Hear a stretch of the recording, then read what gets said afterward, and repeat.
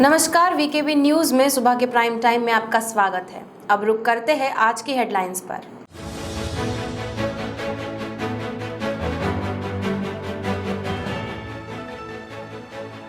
गणेश चतुर्थी पर गणेश टेकड़ी मंदिर से आरती के सीधे दर्शन वीकेबी न्यूज पर। भगवान गणेश के भक्ति में लीन संतरा नगरी।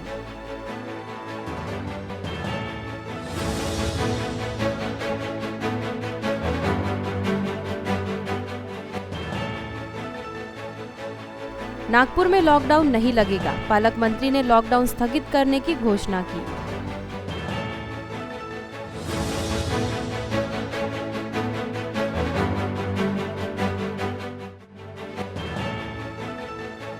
वाठोड़ा पुलिस स्टेशन के तहत आने वाले तरोड़ी गांव से 4 लड़कियां लापता होने से मचा हड़कंप।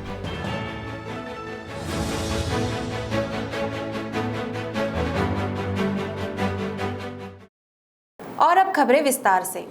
आज से गणेशोत्सव की शुरुआत पूरे देश में हो चुकी है, जहां गणेश चतुर्थी के अवसर पर नागपुर के गणेश टेकड़ी मंदिर में सुबह सुबह आरती की गई, जिसके साथ ही नागपुर शहर में भी गणेश उत्सव की शुरुआत हो गई।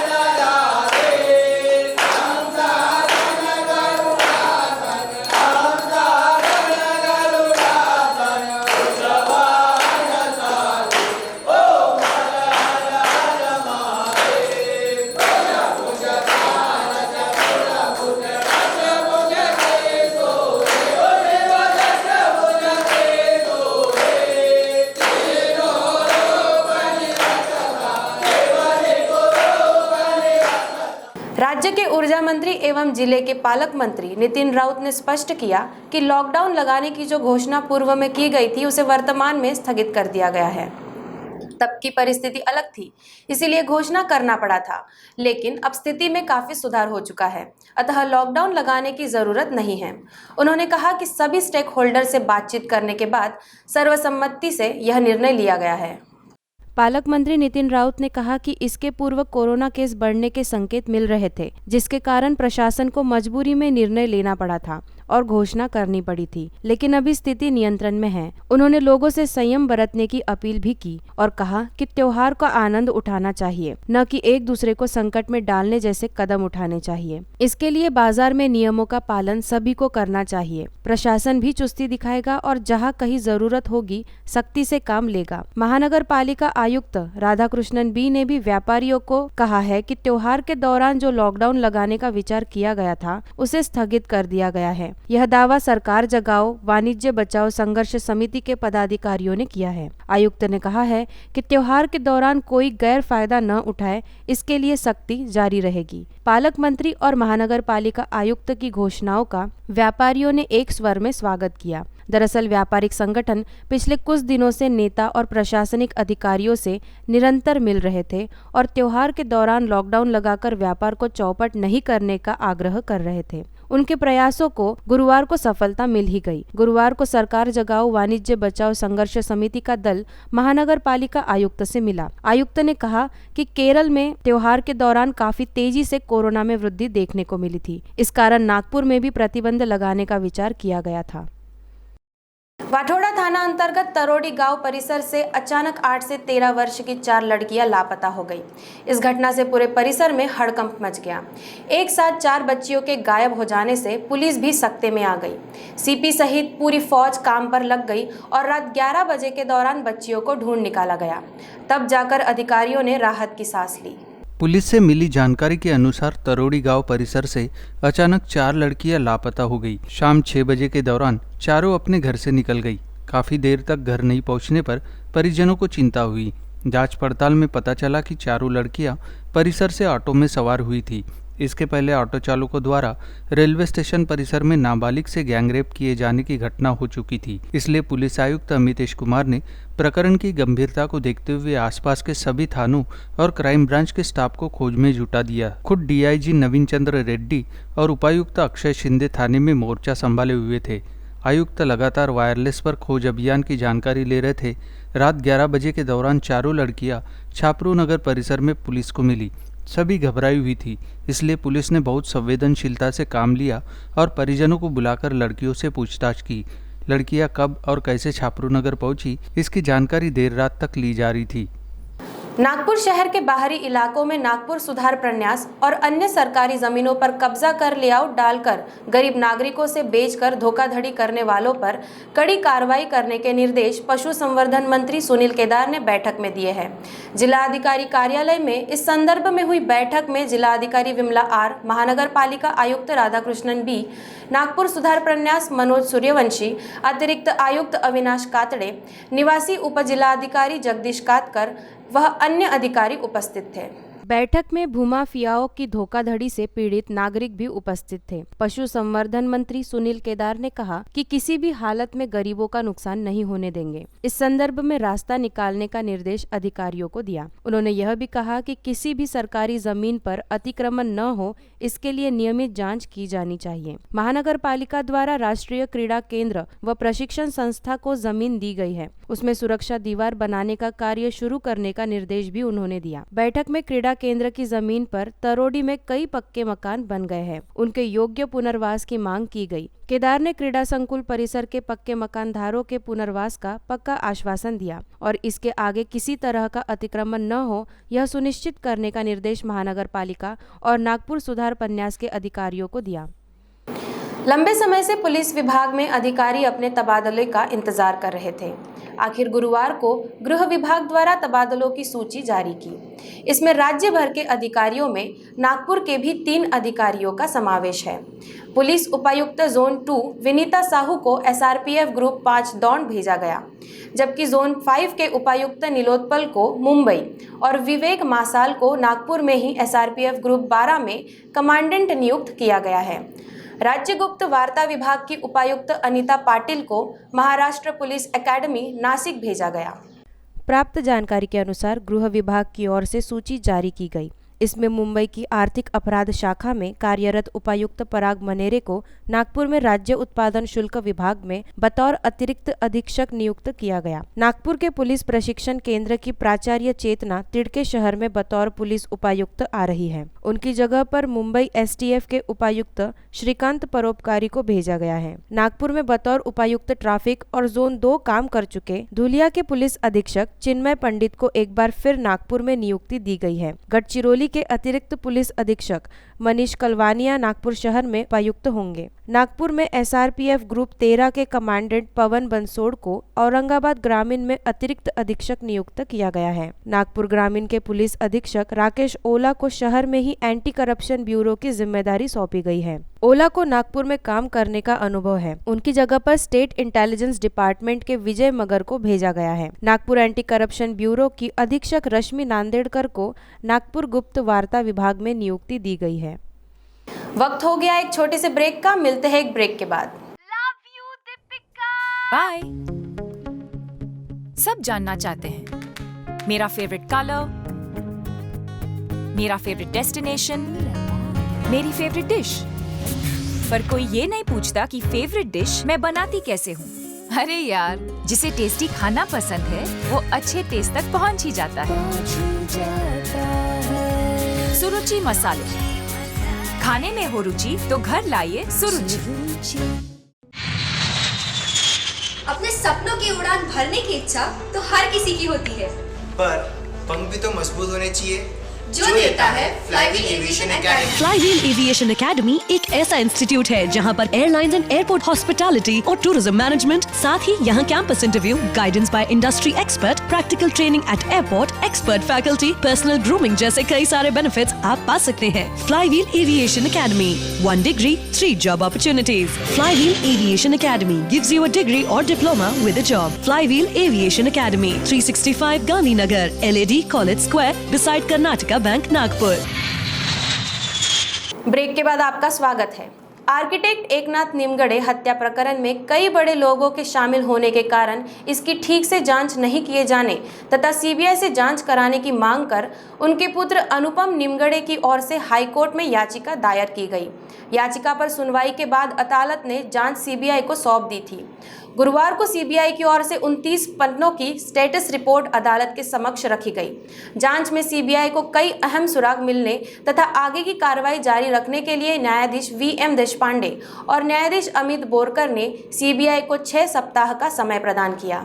उल्लेखनीय है कि सीबीआई की ओर से गुरुवार को बंद लिफाफे में हाईकोर्ट को रिपोर्ट सौंपी गई। अदालत ने आदेश में कहा कि इस रिपोर्ट में कई संदिग्धों की विस्तृत जानकारी प्रेषित की गई है। सीबीआई की ओर से सही दिशा में सटीक जांच की जा रही है। रिपोर्ट पर संतोष जताते हुए अदालत ने सीबीआई को मिली लीड के अनुसार जांच को आगे बढ़ाने के लिए अनुरोध के अनुसार समय प्रदान किया। सीबीआई के वकील ने कहा कि जांच में कई नए सुराग मिले हैं, लेकिन अभी भी पूरी तरह जांच नहीं हो पाई है। इस पर अदालत ने समय तो प्रदान किया, किंतु तब तक होने वाली जांच की रिपोर्ट पेश करने के आदेश भी दिए। रिपोर्ट का अवलोकन करने के बाद अदालत ने शिरस्तेदार को पुनः लिफाफा बंद कर इसे न्यायिक रजिस्ट्रार के पास सुरक्षित कस्टडी में रखने के आदेश दिए। गत सुनवाई के दौरान सीबीआई के जांच अधिकारी पुलिस निरीक्षक जितेंद्र कचरे भी अदालत में उपस्थित थे। आदेश के अनुसार जांच अधिकारी की ओर से सीलबंद लिफाफे में अदालत के समक्ष रिपोर्ट पेश की गई।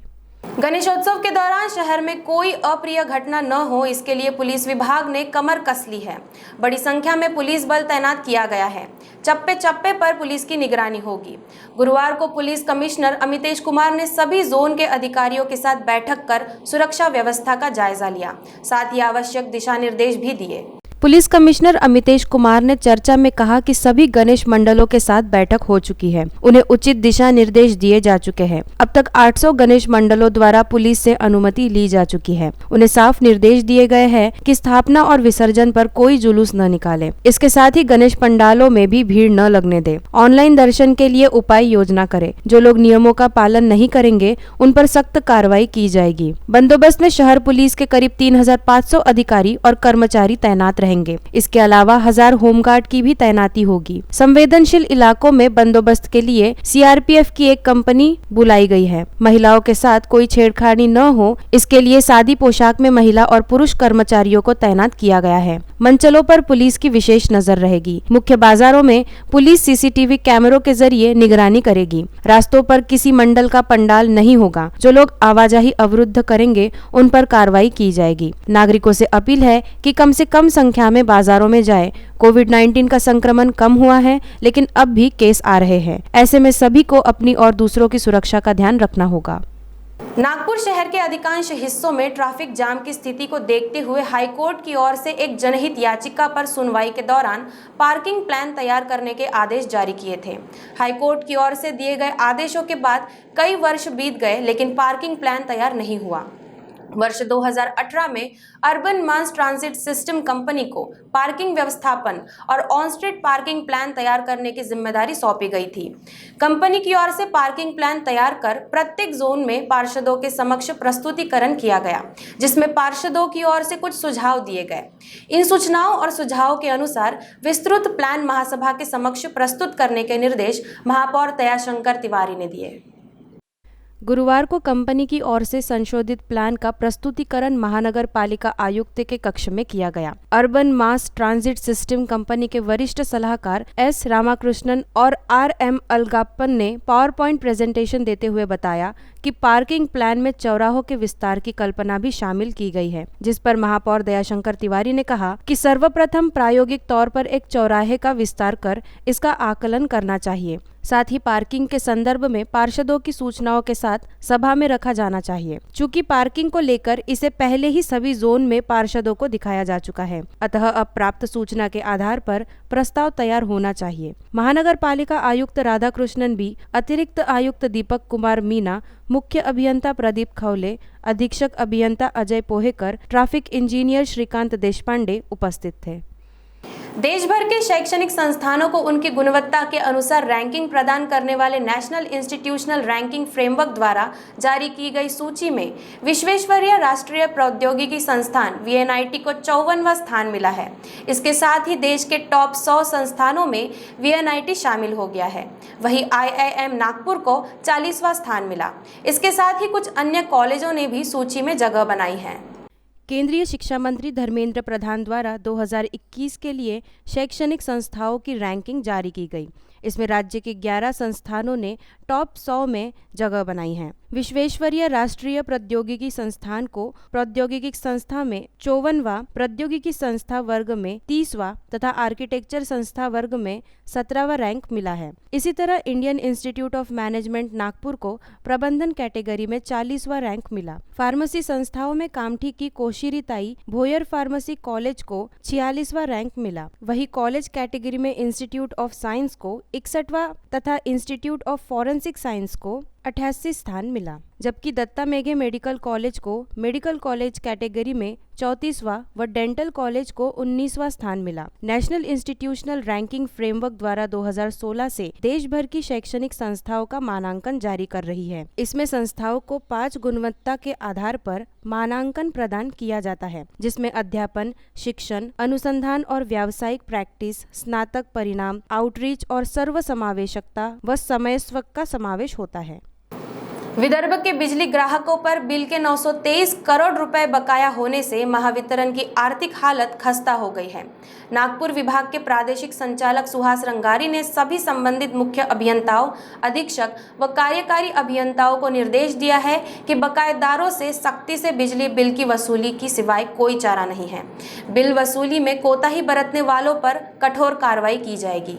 विदर्भ के करीब 22 लाख बिजली ग्राहकों पर 923 करोड़ रुपए बकाया है। बैठक में महावितरण के अध्यक्ष व व्यवस्थापकीय संचालक विजय सिंगल ने सभी परिमंडलों को 100% बिल वसूली के निर्देश दिए। बिजली हानि कम करने के लिए नियोजनबद्ध कार्य करने, मीटर रीडिंग एजेंसी के साथ नियमित बैठक और 0 से 30 यूनिट तक की ही खपत वाले ग्राहकों के मीटरों की कड़ाई से जाँच का निर्देश दिया गया। उन्होंने गड़बड़ी पाए जाने पर सीधे बिजली कनेक्शन काटने की कार्रवाई का निर्देश दिया। बैठक में बताया गया कि सरकार ने स्थानीय निकाय संस्थाओं के तहत आने वाले स्ट्रिक्ट लाइट जलापूर्ति योजना के बकाया बिल के भी वसूली के आदेश दिए हैं। अगर बिल जमा नहीं किया गया तो आपूर्ति खंडित करने की कार्रवाई करने का निर्देश दिया गया। बकायेदारों में बड़ी संख्या में सरकारी कार्यालयों का भी समावेश है। बड़े पैमाने पर बकाया होने के चलते कंपनी को अपना दैनिक खर्च भी चलाने में मुश्किल हो रही है। बैठक में गणेश उत्सव में अखंडित बिजली आपूर्ति के लिए भी सजग रहने को कहा गया है।